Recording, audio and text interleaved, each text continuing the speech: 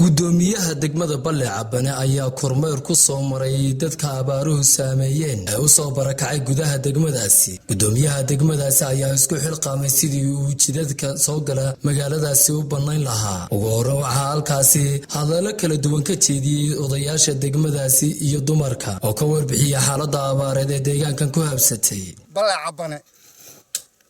ilaahay baa mahadlay ilaahay abaar aad u adagna wayna haysaa roobabkiina namay helin wayna seejiyeen ilaahay baananu ka sugaynaa ta wax qabadka waa naga maanta iyo salay iyo bil labadan biloodba wax qabadka ku tiraa hawsheeda la soo caawiyo waxaan haysaa abaar ariga naga gaajonayo beeriyo saasa iyo biilaan ولدي هيدا هبدي هنسو قاعد بيجي وحن عنهيو بيجا مريساي وحن وباهنا هاي إن دولتنا عاوزة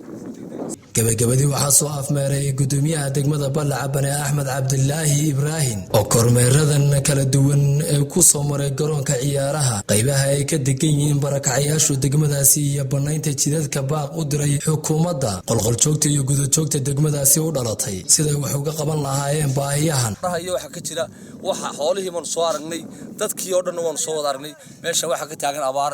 dadkiina wada aragteen oo wada arki doontaan muuqaalkiisu siduu yahay arigii waa ka jabay xoolama hayaan dadkii barbaa imika qaxoonti Balle ku ah gurbajoogta u dhalatay gobolka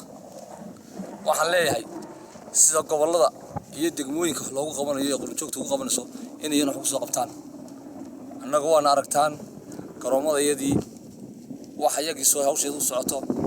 in wadooyinkii soo socdaan saan hawshu u wadno Balle Cabane yaa ma jaga banaan ku leh waxaanu keenay sharcigii dhulka cidii ima weyda laba bilood gudahood ama ku cashuuran weyda ama ku dhisan weyda waa laga qaadi doonaa waxaan leenahay dawladdeeda dadkiina waanu arkaysaan iyo waxaan laga soo gaadho wixii taalkayga anagu aan qaban karin degmaha waan qabanay Cabdiraxmaan Samriye TV-ga caalamiga Hon Cable TV degmada Balle Cabane.